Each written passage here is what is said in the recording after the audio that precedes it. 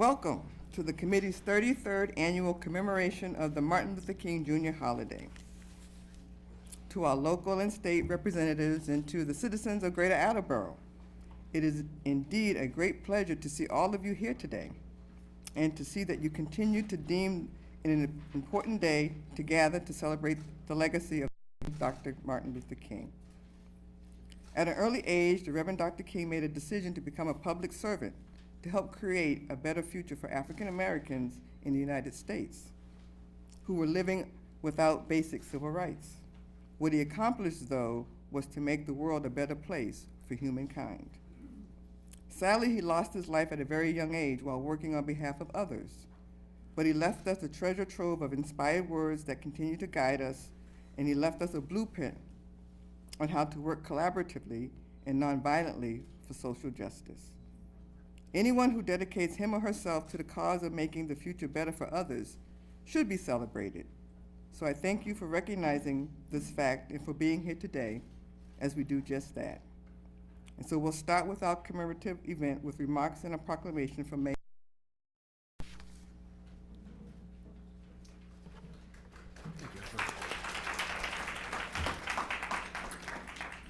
Thank you, Ethel. Good afternoon, everyone. Thank you for taking the time out of your day to remember Dr. Martin Luther King and recognize the importance of civil rights. If we look back to the founding of our country, the Declaration of Independence stated that all men are created equal. But the founders were silent on slavery and other issues. The difference between being created equal and being equal under the law was unresolved. They left that for later generations. The efforts of Martin Luther King was one of the most important attempts to resolve the unresolved. As recent as the 1950s and 1960s, people in the United States were not equal under the law. Progress was made, but the struggle for civil rights continues. Today, there are still glaring gaps with equality for all under the law. Transgender rights, the rights of people living with a mental illness, the rights of people who have a criminal record, the rights of people in our country who are not citizens. The rights of so many groups are in question. There is still work to be done. If we don't do it, who will? At the core of this struggle is a debate about who we are as a nation. There seems to be a belief that people who are different don't deserve the same rights as the majority. They are not us. They are not American. That they should be treated differently. I disagree. That is not the spirit of being created equal or being treated equal under the law. Inequality and disparate treatment are not who we are as a nation. Our diversity is one of our greatest strengths. Equal treatment for all is not something that erodes what it means to be American. It is something that we should be proud of. It is who we are. We recognize that effort to achieve civil rights continues, and we look at Martin Luther King as the model for how to continue that work. That is why we're here today. So thank you for taking your day to be here today. Thank you.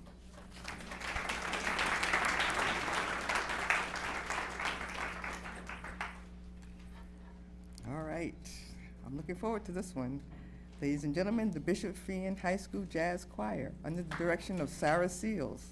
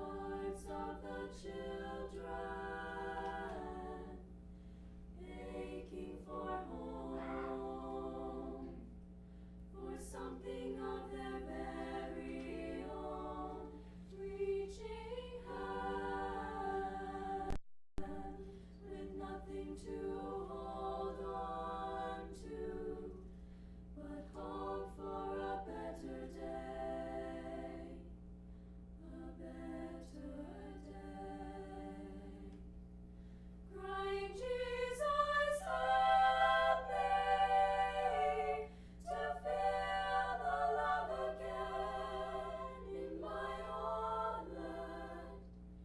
But if unknown roads lead away from home, give me loving arms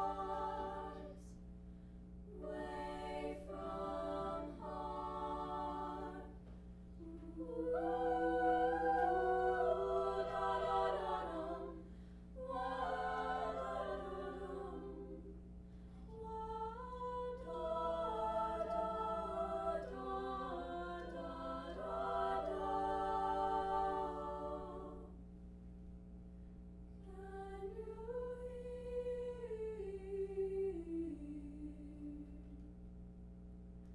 The voice of the children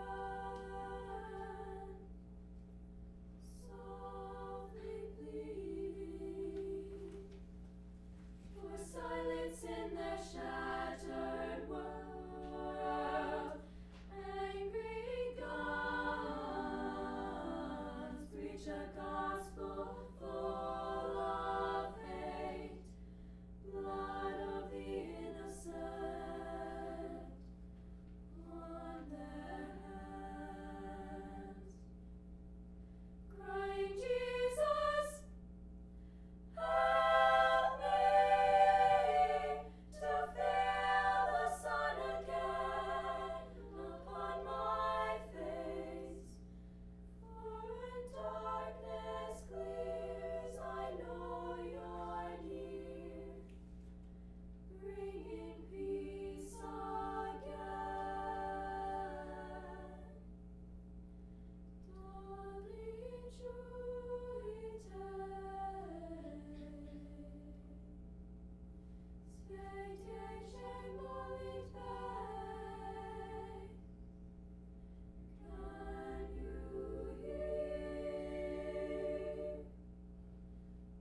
of the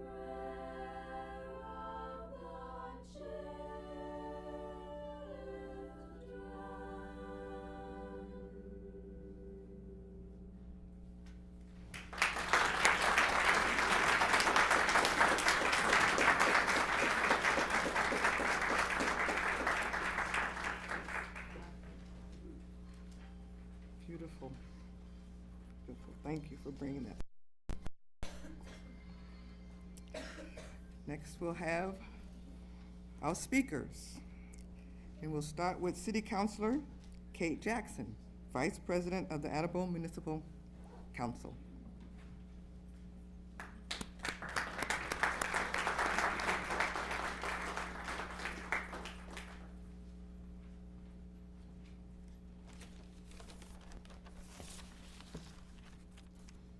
Everybody, where's Ty?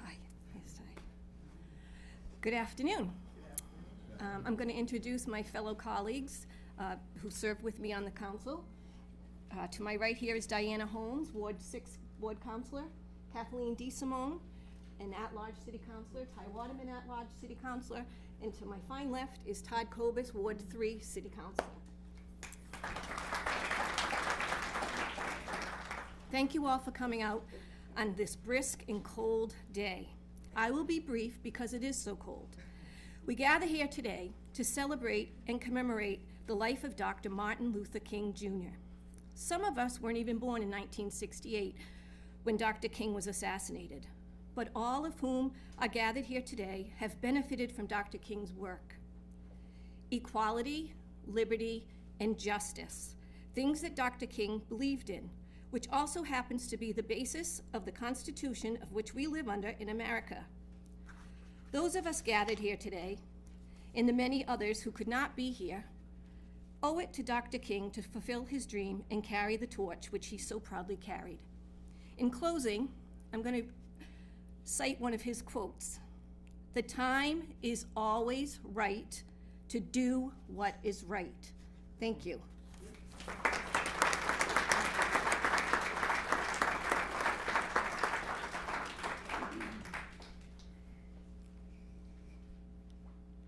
Thank you, Councilor Jackson. Next, we'll hear from State Senator Rebecca Roush.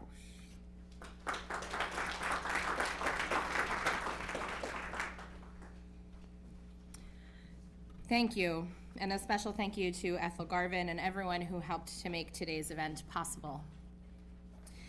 As we commemorate the life and legacy of Dr. King, we know that one single individual can significantly impact the advancement of justice and equity for all.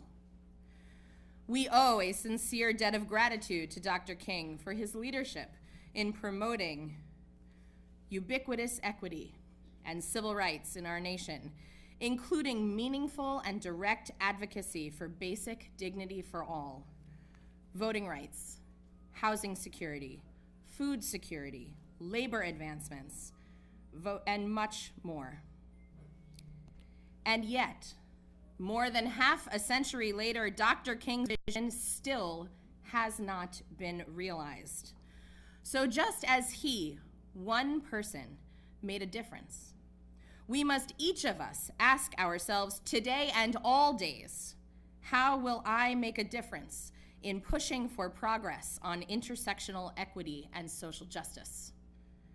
We know the significance of the problems that persist: widespread systematic violence committed against our Black and brown community members, and a refusal to measure or study that racism. Racial disparities in maternal health, poverty traps, wage gaps, insufficient access to getting on the ballot, and to even casting your ballot, including right here in Massachusetts. Racism even in our Commonwealth's seal and motto. The list goes on and on and on. Earlier today, at another celebration of Dr. King's life, I read an excerpt from his letter from a Birmingham jail. He knew what we as a nation needed during his lifetime, and indeed what we still need today: a substantive and positive peace in which all people will respect the dignity and worth of human personality. Simply stated, we are not there yet. We all know we are not there yet. We also know how difficult today's news can be, but we must not shut it off. We must not tune it out. We must not let current events discourage us, but instead use these events, these troubling times, as a source of strength. I say again, it takes every single one of us, every lawmaker, laborer, community member, and family to promote fairness, equity, and justice for all. We have so much more work to do. Thank you for being here. And please, let's all keep pushing every day for the future that Dr. King envisioned: peace, justice, mutual understanding, and equity for all here in Attleboro, throughout our Commonwealth, and beyond. Thank you very much.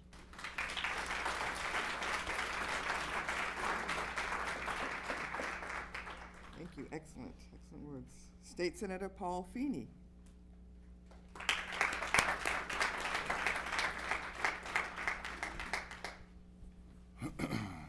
Thank you. Good afternoon. Attleboro is such a special city. And I sat there in the front row here just a minute ago and listened, as we all did, to these incredible women with amazing voices from Bishop Fian. And I think we should give them one more round of applause.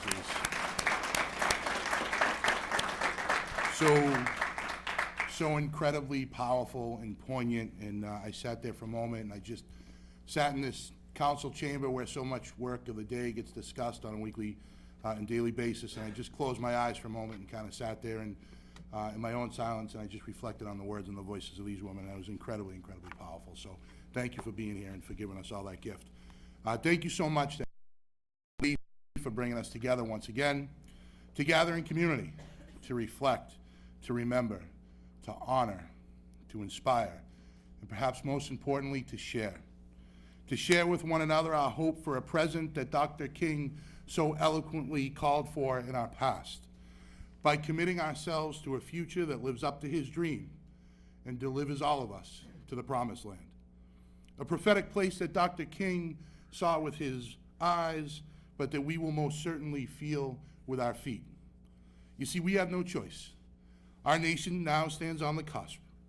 We are at the proverbial fork in the road, and our choices now dictate our destination tomorrow.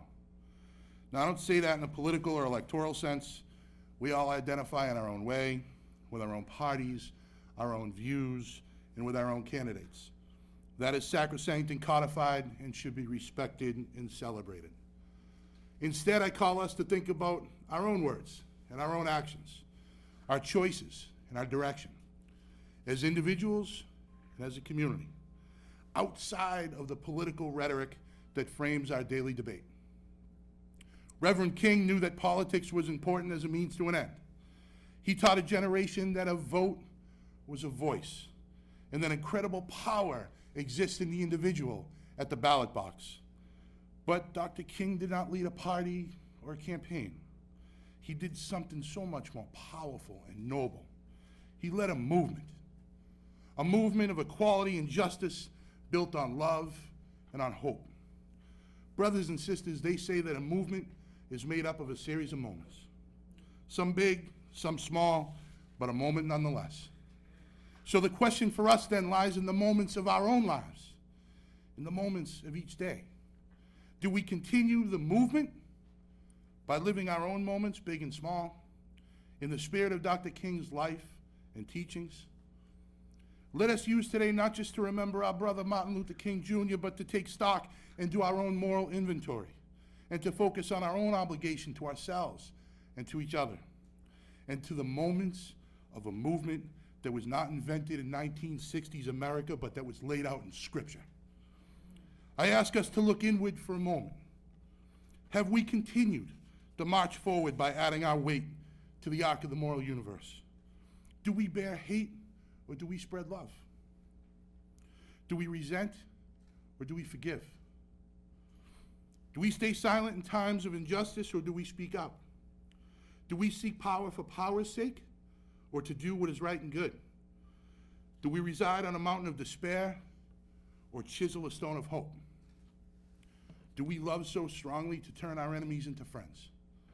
Do we stand as tall in times of challenge and in controversy as we do in moments of comfort and convenience? Brothers and sisters, our obligation is obvious.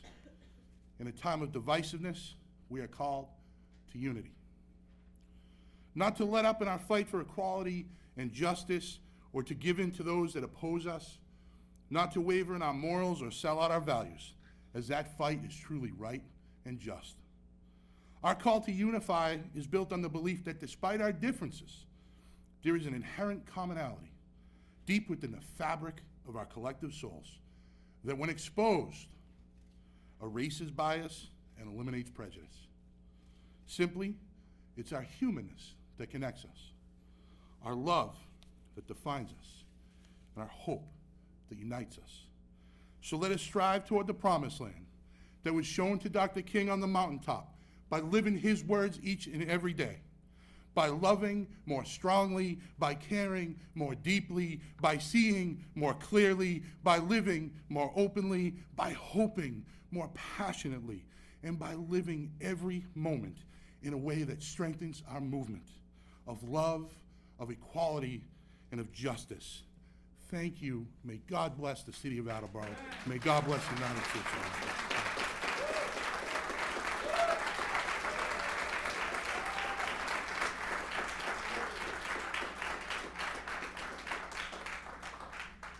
Thank you, Senator Feeney. We now have State Representative Jim Hawkins.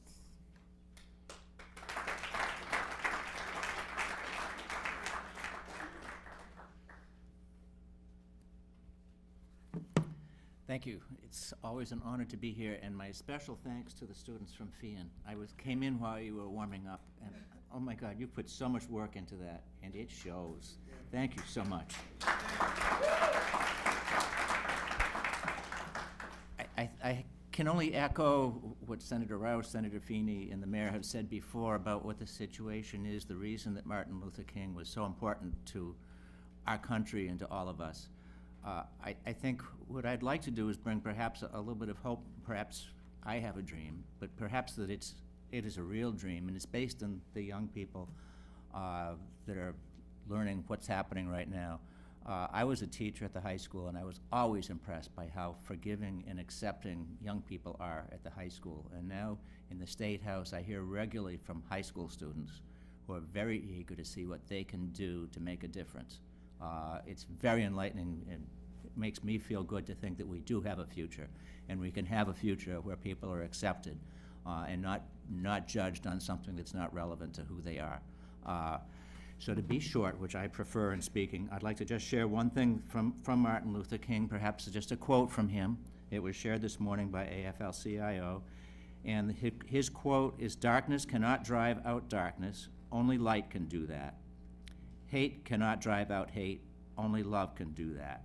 So I'd like to think that we have a pleasant future ahead of us where people are all accepted. Thank you.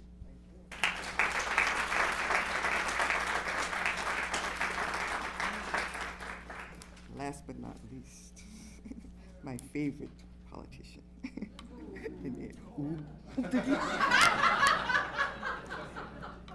I'm just kidding. I was serious. State Representative Elizabeth A. Poirier.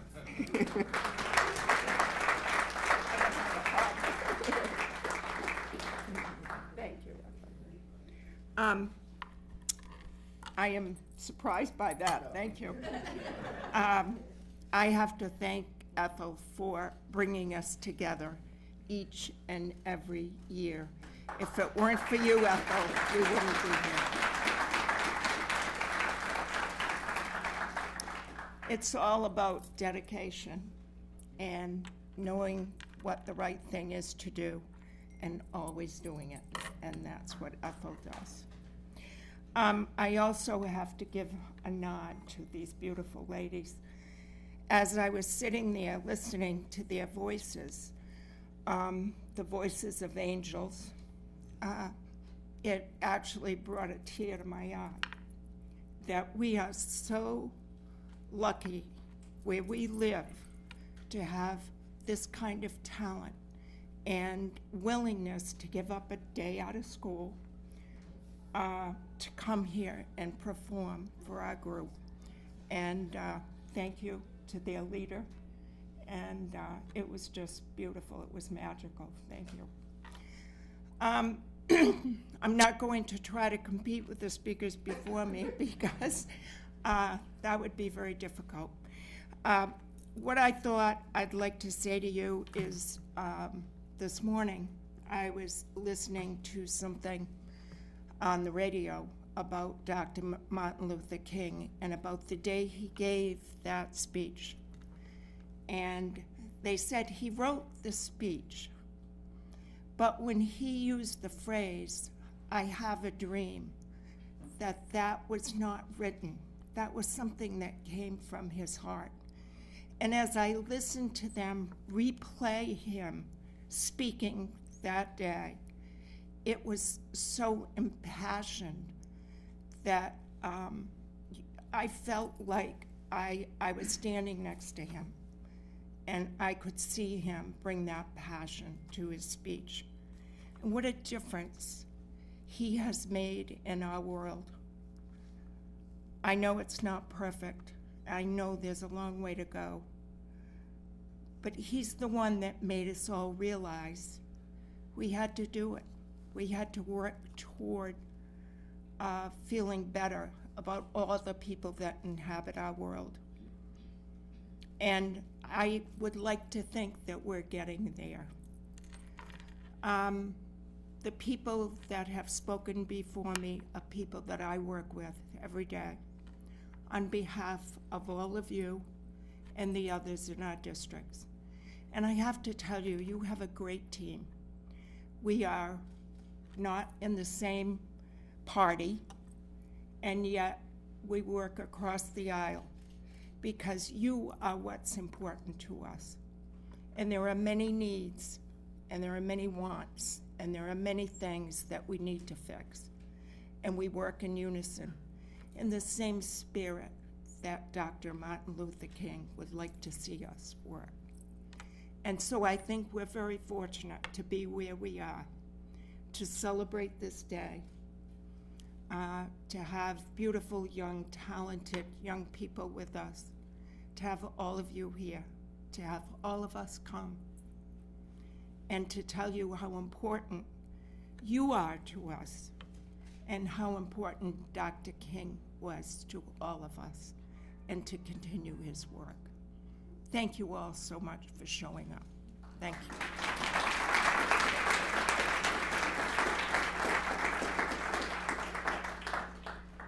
Well, that concludes our program. I invite everyone to attend our interfaith service at 2 p.m. at St. Mary's Catholic Church, 1 Power Street in Norton. I thank you all for coming. Give yourselves a round of applause for remembering this day. Thank you.